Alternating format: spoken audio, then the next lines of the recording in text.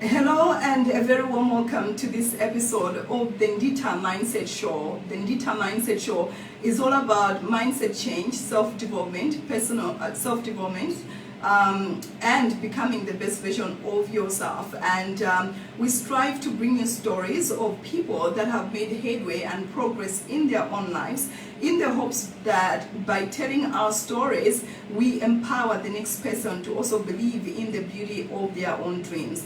Remember that this show is brought to you by Nditha Mindset Coaching, which is a personal development company that empowers women to become the best version of themselves through coaching. And if you need support on your journey of becoming all that you're meant to be, do reach out for us to get our coaching services. And that said, I am so excited to bring you episode number 12 of the Nditha Mindset Show. And if you have not managed to catch any of the previous episodes, I want you to go back and scroll back and find them, and I'm sure that you're going to get so much value from the shows that we have already featured.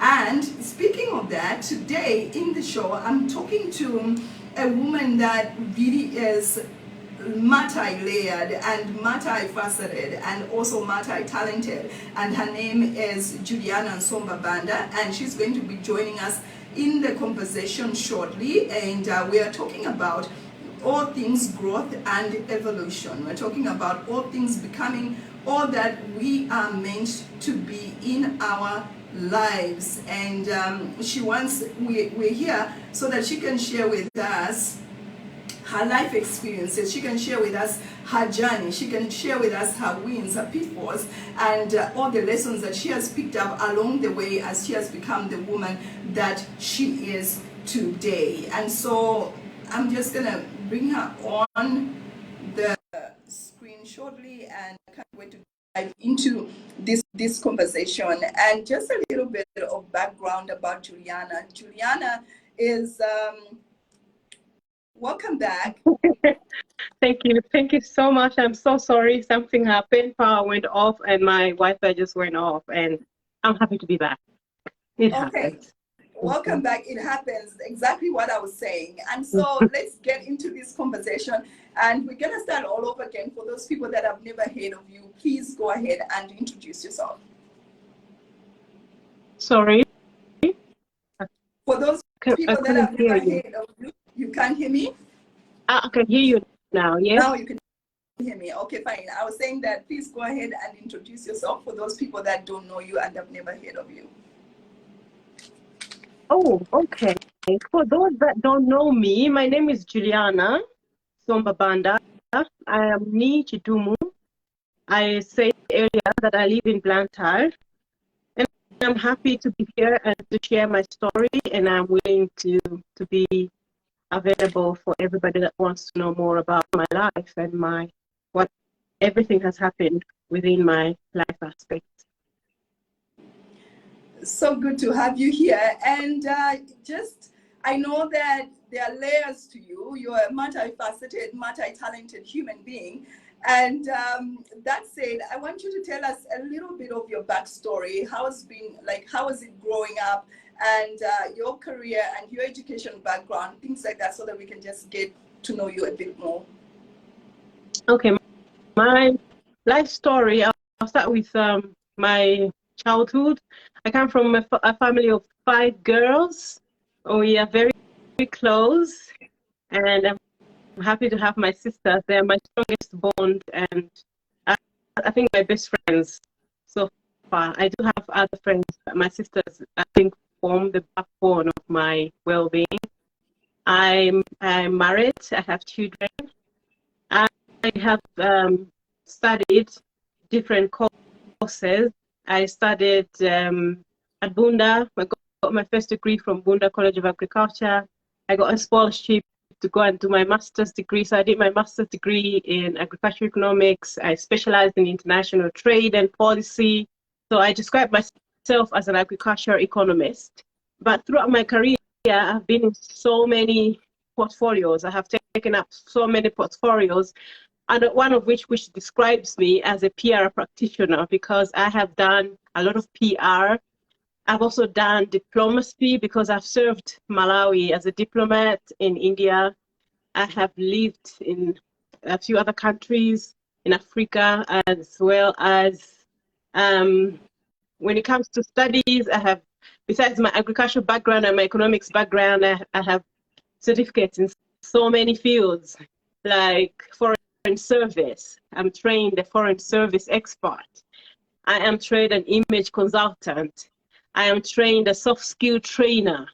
I'm somebody who's trained professionally in PR, and so many, because I love learning. So I keep grabbing every opportunity that I get. I don't stop. Right now, I am pursuing my PhD. It's still on the way. I'm not yet done. Still have struggles with it. And I hope one day to be through and be over and done with it. I'm sure that you will. And soon we'll be calling you doctor. And hearing... Yeah, hearing your story, it appears to me that you've really had a rich career journey, and you have evolved and you have grown from the woman that you were, let's say, in college, you know, getting your first degree and all those things. What would you say has been key to your success, like to becoming this person who is attracted all these opportunities into her life? What has been the key for you? I think for me it was just the openness and the willingness to learn and to be anything at any time. I have never been that person who's rigid to anything. For example, when I started, I'm somebody who has a rich agricultural background, and very rich for that matter, because my first degree is in pure agriculture, right? So I only specialized at the master's level to do agricultural economics. But I didn't just do agricultural economics. I went further to do international trade and policy analysis. But you find that my career has taken me totally different from this path. I found myself working a lot in the PR field. I found myself working in spaces of, for example, I've worked as an executive assistant to the President of the Republic of Malawi. And then I found myself working as a diplomat. I found myself to be working as a liaison officer for Malawi and an organization called FANPAN, which was based in South Africa. So I was based in Pretoria, working as a liaison officer for this organization. I found myself in NGOs. I've worked with Clinton Foundation for years. So I have been that person who's open to learning as well as to just adapting to any environment. And I think I've done great in all these layers of professional career. And on top of that, I have been learning. At each step, I have been taking on something new for myself to enrich my already existing knowledge to become better at what I am doing at that particular moment. So good. And what would you say drives you for, like, what is the driving force behind all these things and this person that you are now? My number one drive, I think, is my self-confidence. Because growing up, having grown from a family of all girls, and we never had boys in our family, and we had a father that believed so much in us. So I believe that I come from a family that inculcated within me the culture of believing in myself and to know that I am enough, I am good, I can do anything, I can be anything.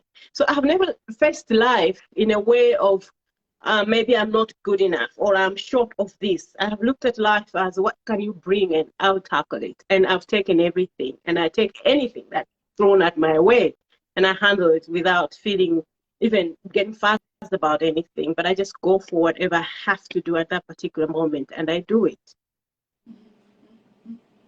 So good. And I think that is a very powerful comment you've made about really understanding and believing and knowing within yourself that you are enough. Like there is nothing that needs to be added to you. The way you are, you're perfect enough, and that the value that you bring to the table is actually needed, and you don't need to be, you don't like, there's nothing else you need to be but be yourself and believe in yourself. And I think that that is a gap that a lot of women Absolutely. face. You know, they face this challenge of feeling like I'm not good enough. And how do you think people can start solutioning that for somebody who does not believe in themselves and they're sitting there? Sometimes they say no to opportunities because they're not self-confident. What would you say to that woman? I would say that there's nobody in this earth, and there's nobody who was born with a manual. No one was born with everything in their hearts. All of us are on this earth and we're all learning. So when you look at yourself as someone who did not bring anything to this earth, but rather the universe is giving you, you just have to be open to receive. So you have to be a recipient of good things. You have to believe that you are that vessel that is meant to drive something for that particular point in time. You don't have to wait to believe that, oh, I am not this, I am that. You are already what you are is enough to carry something else that can be of bigger impact to yourself and to others. So good. So good. And you've talked about how you've been trained in so many areas. And one of those things that you've been trained in is the element of soft skills. And I'm interested to find out, what do people mean when they talk about you have to develop soft skills? What are they and where do people start? Okay, so soft skills comes from a place of we are all somehow living our lives and learning the hard skills in life. And your hard skills are things like engineering. Like I've just told you, I am an agricultural economist. I was not born that. I did not go anywhere just to come back and say I am an agricultural economist. What it means is we have the hard skills in us. The hard skills are everything that you're studying in your career, in your school, in colleges, whatever you are studying. But there's one important aspect about life. You cannot excel anyway if you don't master the soft skills. So what I'm saying is you can be a nurse, but if you don't know how to be with your people, with your peers, if you're not a leader, if you don't know how to communicate, if you don't know how to even present yourself among your fellows or your bosses or your superiors, these are skills that nobody teaches you in life. These are skills that life teaches you. So you can decide that besides me being an engineer, besides me being a doctor, I need to learn what it means to be a leader. I need to learn what it means to be an effective communicator. I need to learn what it means to be like empathy is something you can learn. Communication is something you can learn. You can learn so many skills besides the skills that you have done in your classroom. So soft skills are not skills that you go somewhere to become. You can also embed on top of what you already have as your degrees and your PhDs. So that is something that I have studied. And I didn't just study for myself. I've also studied to train others. So I do train others in soft skills depending on the area that they want to be enriched in. Mm-hmm. And that said, ladies, I see that there's so many ladies watching this show. I think that we have to embrace the element of continuous growth and embrace the element of getting ourselves in rooms where we're learning new things. As Malawian ladies, let us be open to reach out. Let's say Juliana is a coach, she said, and she's got skills in all these things, and she's got a proven track record. It's okay for you to reach out to her and say, I want to learn this from you. It is actually fine. We don't have to feel like when we are asking for help, there's something that like we're doing something wrong. No, let us embrace a growth mindset, a mindset that is always willing to learn and acquire new information that's going to enhance the person that we are. And that said, Juliana, I also want us to talk about self-image. I mean, you look exquisite. You look amazing. And I look at you, I mean, you've been a diplomat. I'm sure you know a thing or two about self-image. What are the key elements that you can share with us and that we can all take home? Okay, so besides my soft skills, I also went to study what we call image management. But image management is about the image you want to give. Most people confuse image with decency, confuse image with modesty, confuse image with culture. It has nothing to do with all of that. Image is about your role and your goal for that day. So it's about every day being so mindful of what am I going to achieve at the end of this day. For example, you can be a housewife, and in your housewife duties, there is a certain image you want to portray of yourself to your spouse, to your children, to your in-laws, to your friends. So you decide, what kind of housewife am I going to be? What do I want to portray myself as? So it's about how you incorporate certain elements about image to yourself to achieve your goal. For example, for a working class woman, there are some days you go to the field, there are some days you work in an office, there are some days you have board meetings, there are some days you meet your managers, you meet your bosses. It's how you come across. So for you to come across as a serious person, you need to carry yourself in that lane. So you have to know, what am I going to dress? How do I want to look? And it does not mean that you must dress impeccably, like you should be in all three-piece suits. No, no, no. It's about, how can I present myself to my boss in a way that I look the way I want to be seen? And we don't want to know how you want to be seen, but you know the message you want to give. You want to be looked at as a serious person. So it means you have to know what to wear in order to be perceived as serious.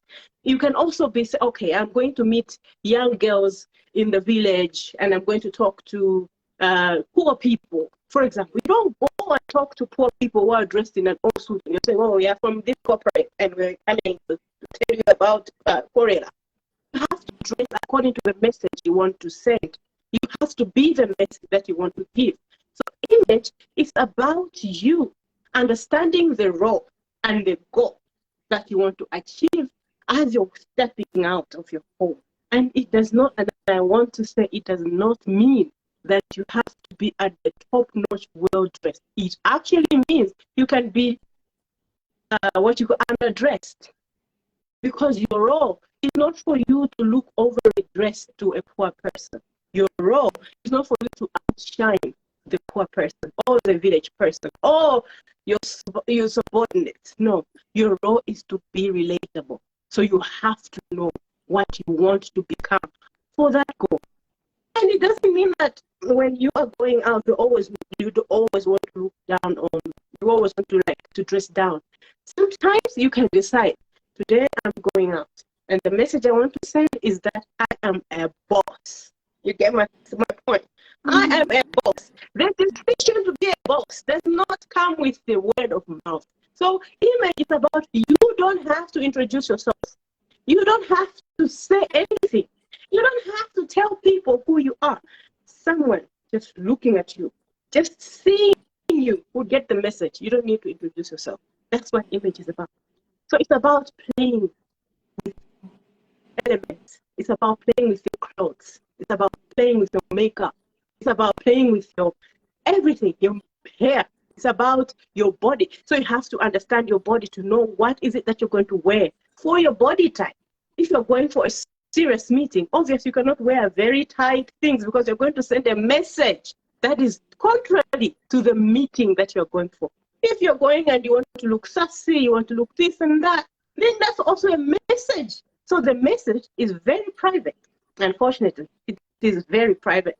It's you that knows, oh, I'm going to this meeting, and the message that I want to send is that I am a clean person. Simple. So you dress and you look clean, and you go there, you don't say a word, but the message is given. That's what image is about. Oh my gosh, that is so good. So it's all about your role and the goal that you have. And I love that element that you talked about, that it's actually a private message. You're the one who knows. You're carrying the message that you want to send across, and that is power. And I want to talk about how do women how does a woman develop this self-belief in terms of like being okay with the body that they're in, right? You know about image and all the things. How do we all become confident in being in the body that we're in, whether we are slender, we are curvy, or we are big, or we're thick, or whatever? How does a woman start the journey of accepting who she is and being okay with that person and showing up as a powerful version of herself in her body? I think that number one is acceptance. Because let's face it, we all have areas that we are not comfortable about ourselves. So many of us, including myself. There are things about my face I might not like. There are things about my body I might not be pleased with. It's normal. It's human. So the first thing to do is to accept that I am a big-bodied person. It's all right. I have tried everything. It is not working for me. So therefore, I am a big mama, and I'm okay with it for now.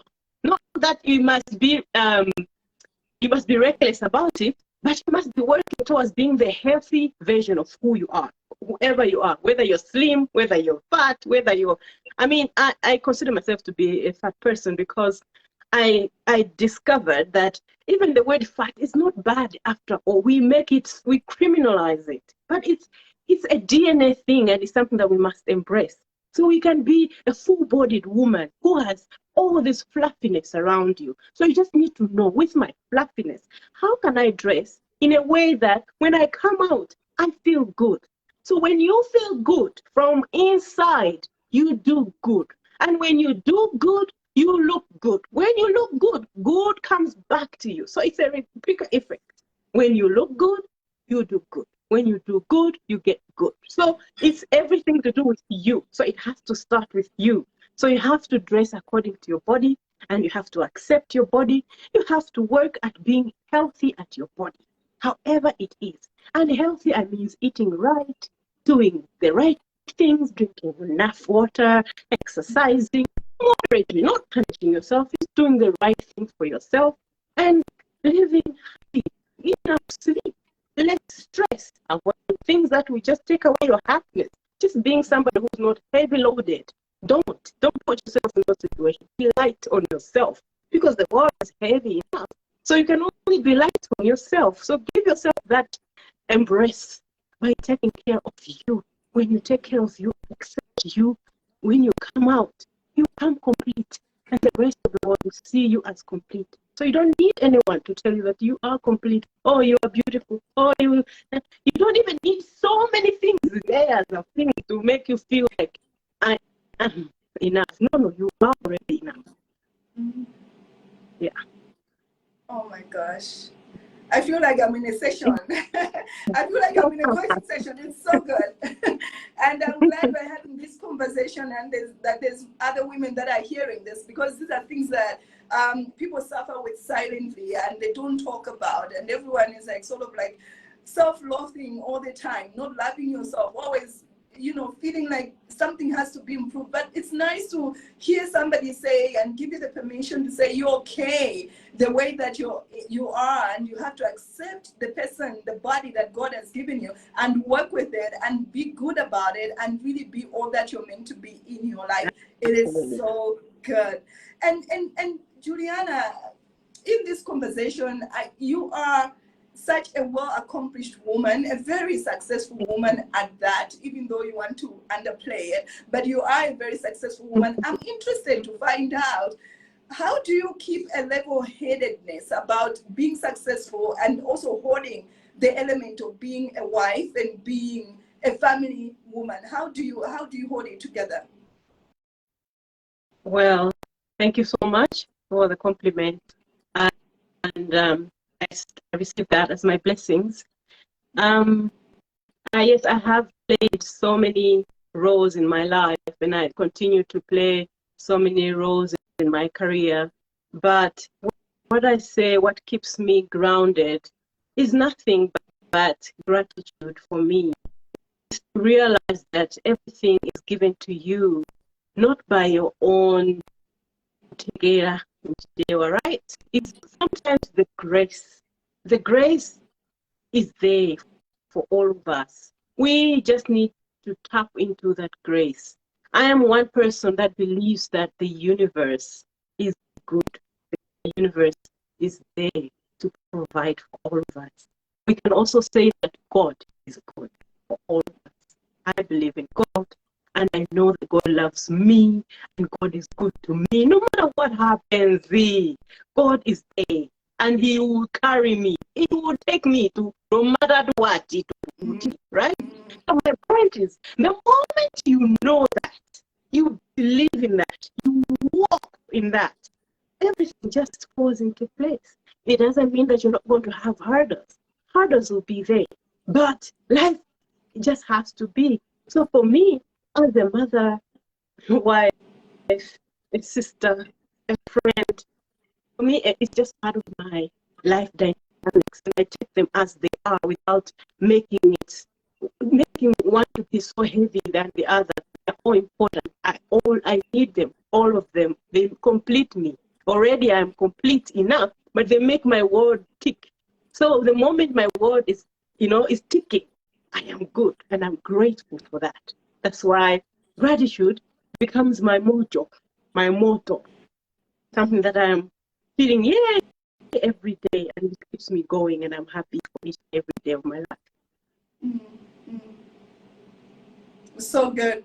So good. And whilst we're on this topic, I also want to just bring in an element of there are certain women that are single, they're successful, they're single, and they're educated, and then they get this feedback from society to say that, you know what, you're not going to be able to meet the right person because you're too educated, and you scare people off and all those things.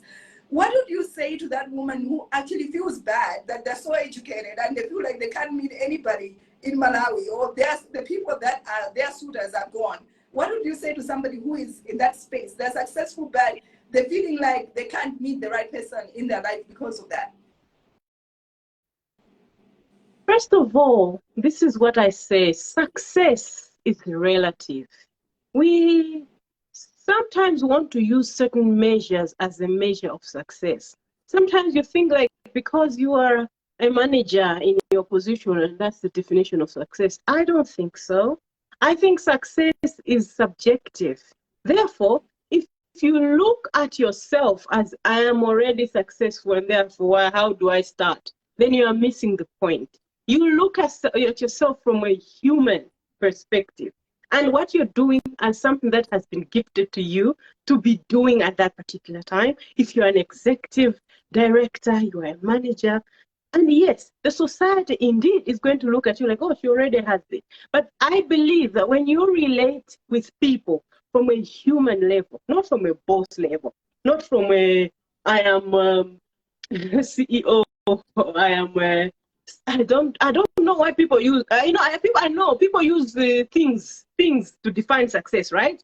But if you say I am successful because I have a Mercedes Benz, then does that are you a Mercedes Benz? You find that you are not a Mercedes Benz. A Mercedes Benz is just an entity that you have. So it is the inner you that relates with people. It's the inner you that attracts, and it's the inner you that keeps whatever is out there. So if a woman is scared to say, because I am a boss at my work and therefore men will not look at me, men will not approach me, then it's what we call a self-limiting belief.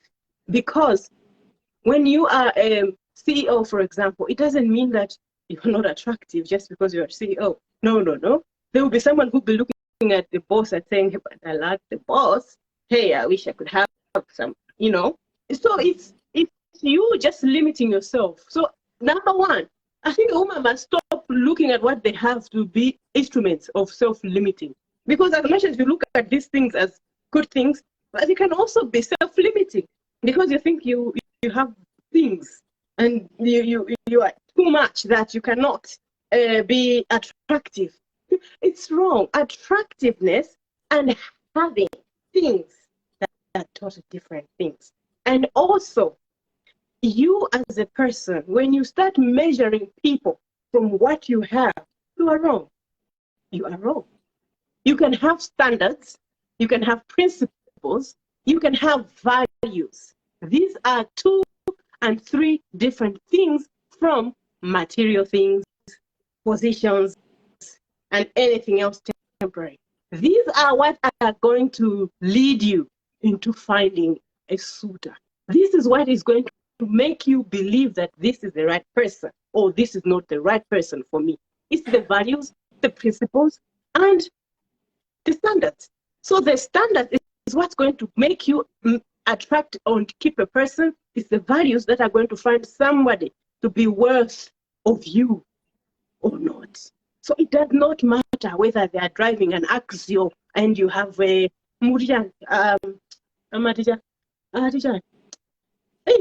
I'm trying to find those cars. I,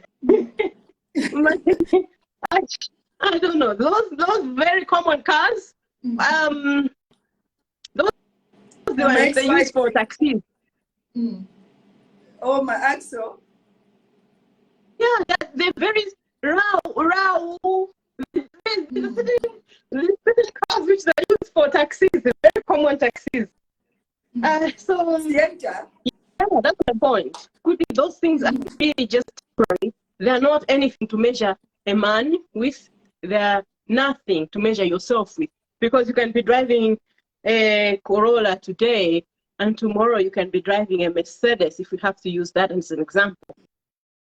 Today you can be driving a Mercedes, and tomorrow you can be driving a Beats, okay? Because life has dynamics, and it's okay to have those dynamics. But to use these dynamics to be measuring people, then you are wrong. You are totally wrong. You just have to have standards, and your standards have to be good. You just have to have values, and your values are the ones that you're going to measure someone with. You just have to have principles. If somebody's living according to your principles, according to your values, then I think they're the right suitors. I think you can find one. And I don't think you don't need to fear any. You don't need to fear that you can't attract anybody. I'll tell you a story, my personal story. When I was doing my master's degree, I got sponsored by the German government to do my master's degree. And I started in University of Pretoria, and I started in Egerton University in Kenya. So when I finished at the age of 24, so 24 years old, I was done with my master's degree. I was so young. And my sponsors were the German government, and they said, you know what? We haven't had anybody that is so good, that has finished so fast like you have. Can we take you to Germany? They're sponsoring you to go and do a PhD in Germany. So I got a scholarship to go and do a PhD in Germany. At that time, when I finished, I got another scholarship to do a PhD in Iowa University in the USA. So I had 2 scholarships at 24 years old to do a PhD. At that time, I got scared. I freaked out because the message that kept coming was, you know, no one would want you when you get married. That message was so strong. And you know what I did? I turned down both scholarships. I said, hey, let me go home and find a suitor. I came home, I didn't find a suitor. I should have even used that time to study. So my point is, the messages that you allow yourself, that you internalize, it's also the internalization. Because when I'm saying this, is sometimes the society gives us limitations. Sometimes the limitations don't come from you. They are not the measuring standards. They are not the yardsticks that I'm talking about.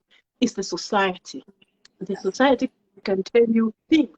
You have to choose what you internalize for yourself. Everything that matters to A and B should not always matter to you. You have your own story, and you can carry your own story. You can give your own story. Don't own people's stories. Carry your own and go with it.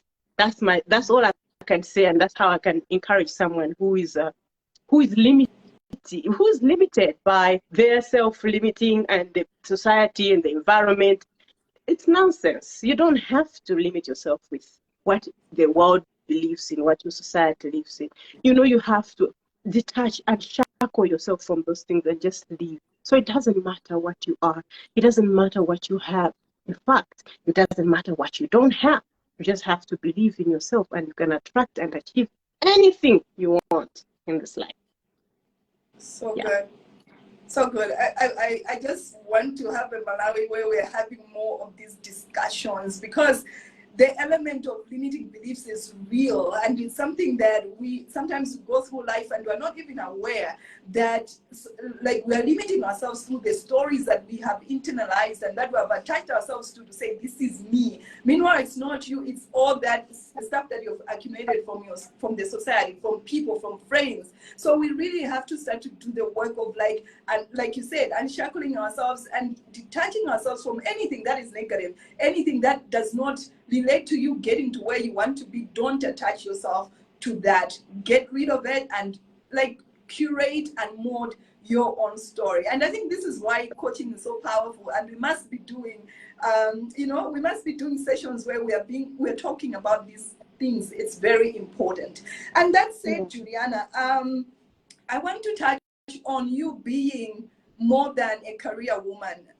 You are also a farmer, and you are an investor. Why do you think this is important for you to be involved in all these extra activities that you do apart from being a career person?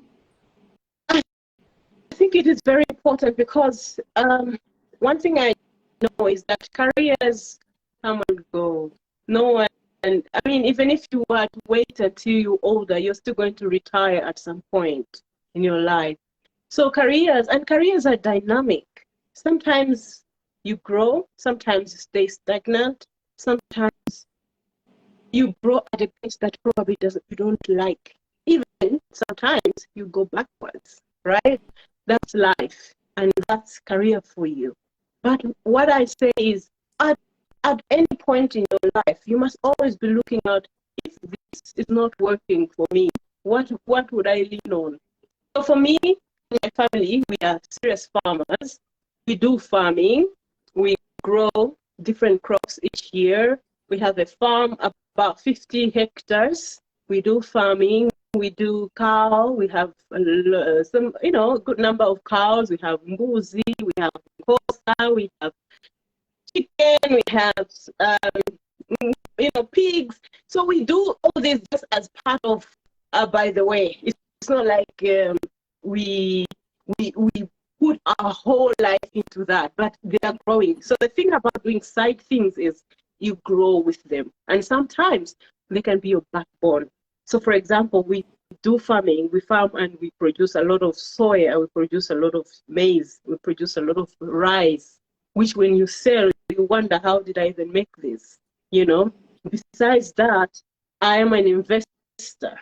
Why?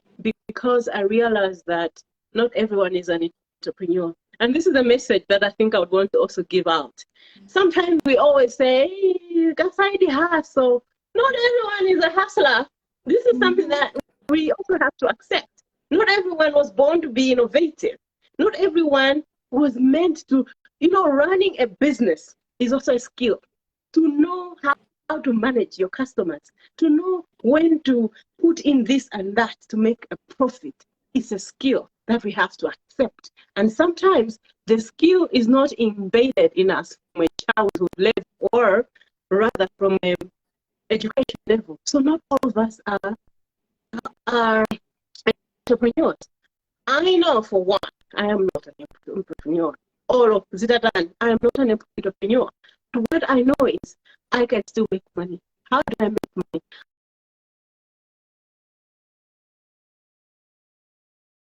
An investor is. An investor is you have some form of income. And you're saying, business is simple, but I know somebody who does business well, and I'm going to put my money with that person, partner with that person, and make money through them. And you do make money. So for me, I'm also a good player at the Malawi Stock Exchange. I invest in companies that make profit. And when they make profit, when they're managing the company, they are winning. I am also winning along the way. So that is something that I found that probably a lot of Malawian women, we haven't embraced. And I encourage a lot of women to embrace these elements. There are so many enterprises that are growing, that are coming, that you cannot open. For example, you cannot open a bank, right? You can own a bank through buying of shares in a bank. So when you hear National Bank is making money, FDH is making money, you're clapping hands for yourself. We are making money. That's also something that people don't look at, because not all of us are going to be at the market to sell mandasi. I know how to cook mandasi. I know how to cook so many things, but I'm not an entrepreneur. I'm not somebody who can open a mandasi business. But I know somebody who can do that business better. That's what an investor is all about. So sometimes it's also about spotting talent. And an investor does not always mean that operating at a bigger scale, such as the stock exchange. It can also be even at low level. For example, there's a Nditha franchise, for example. Nditha a school of etiquette, for example. And Nditha needs people to invest in this business to turn it into a reputable school. As a person with a little bit of capital, you can invest in Nditha and still make money and grow with Nditha.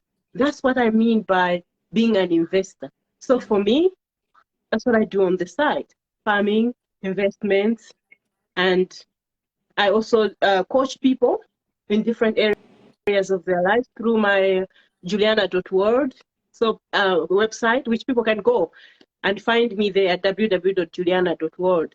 And we can I talk with people, I coach people, I train people, and I earn a living from there besides my work.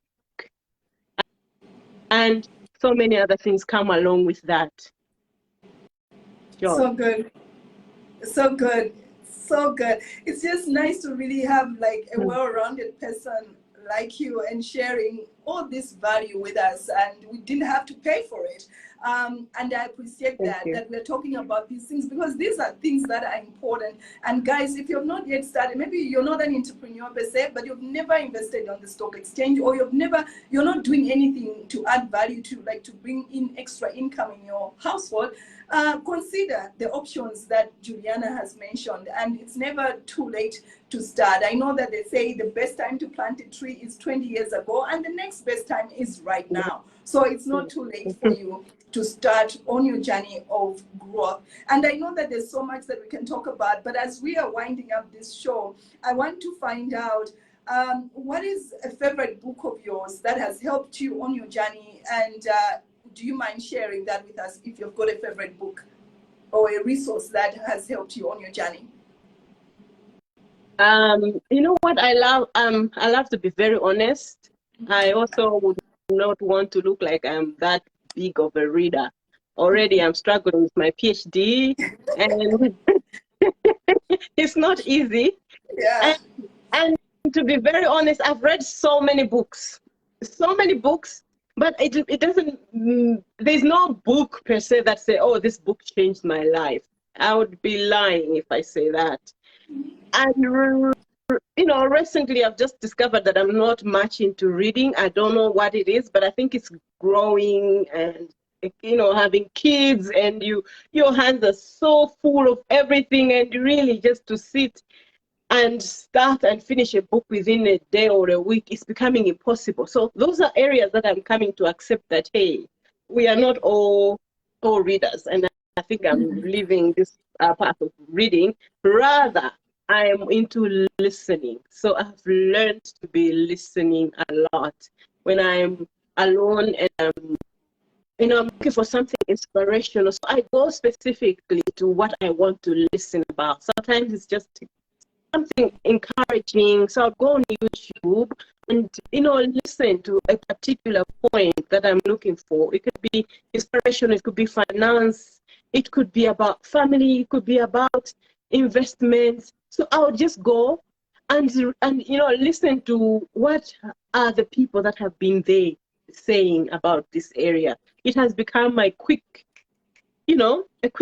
guide to things, and to waste time with a 200-page book just to get some insights. So good. Yeah. So good. And I also want to touch on, do you have somebody that you look up to, or somebody that has inspired you on your journey, and you want to share that with us? Recently, and this might sound bizarre, but recently I'm becoming more inspired with my children. I don't know if all mothers feel like this. You kind of look at your own making and you're saying, when did I make this? How did this even happen? How did this woman, my kids are girls, so how did this girl know at this point in time that they need to do this? I didn't tell them. I don't remember teaching them these manners. I don't remember teaching them to be kind. When did they become such kind human beings? How are they, just learning their world, just understanding how kids evolve right in your face, and they're different from you. Your environment was different, and their environment is different. When they are coming into totally independent human beings that inspire you, actually challenge you. So I would say they have become my challenger, my encourager. They make me want to do things right for them. So good. So good. And do you have a personal habit that has helped you like stay on top of your game? Do you have a personal habit that helps you to stay on top of your game as this multifaceted person that you are? Personal habits, I have lots. Number one is travel. I love traveling. I love cooking. I love sleeping. And I love chatting, and mostly with my sisters and my family.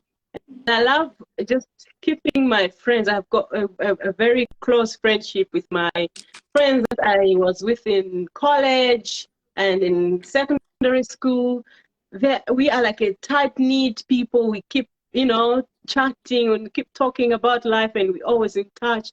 So besides everything else, those are my most important habits: travel, cooking, and sleeping. Mm-hmm.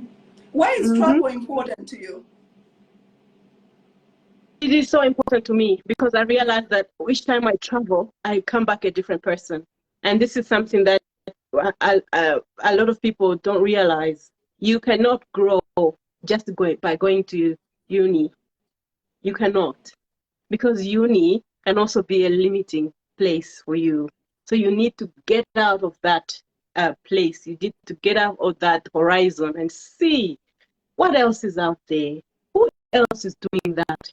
How are they doing it? What can I learn? What is different from my own environment? So you discover that the more you travel, the more you look at life differently. When you don't travel, you think, you look at everything else and you think, this is how things are supposed to be done. It's supposed to be done this way. Oh, no, no, no, no. But when you travel and when you've seen people doing things differently and you've seen different things working from how you are accustomed to know, you realize that I am learning. In fact, it's a school in itself to know that others are doing things way different. They are thinking at a different level than you probably could imagine. So travel has been an eye-opener for me, and I want to make sure that every time I have an opportunity, I take it, and I want to pass it on even to my kids. And my kids love travel as well. So it's something that I just take it as something I must do in my area, in my space. I mustn't wait for anybody to give permission for it.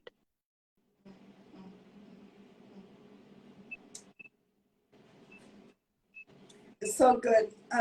So good. And with that, we will end the show. This has been such a riveting episode of the Nditha Mindset Show. I'm going to watch it back tons of times because there's so much value that you've given. Juliana, thank you so much for your value, and thank you so much for your time and for sharing your journey with us. And for those people that are watching, I hope that you've got value from this episode, and I can't wait to see you in next week's episode. Juliana, have a very wonderful weekend, and thank you so much for having come on the Nditha Mindset Show. Thank you. Thank you so much. It's been my pleasure also for me to join you. And I want to use this opportunity to encourage you, to encourage your work. You do such great work. You do such inspirational work. And I want to use my time here to just encourage you to keep going. I see sometimes you do shows that don't have enough audience, but you have a good heart and you have a good purpose. And I want to bless your work and ask that God should see you and to enlarge in your territory and to grow your channel and to grow your vision. And to say that if at some point you need some of us to be there for you, we are there to support this and to make sure that you take it to higher places. I leave up my blessing with Nditha. Thank you so much. Thank you so much. Thank you. Have a wonderful weekend. Thank you so much. See you guys next week. Bye. Bye. Bye-bye.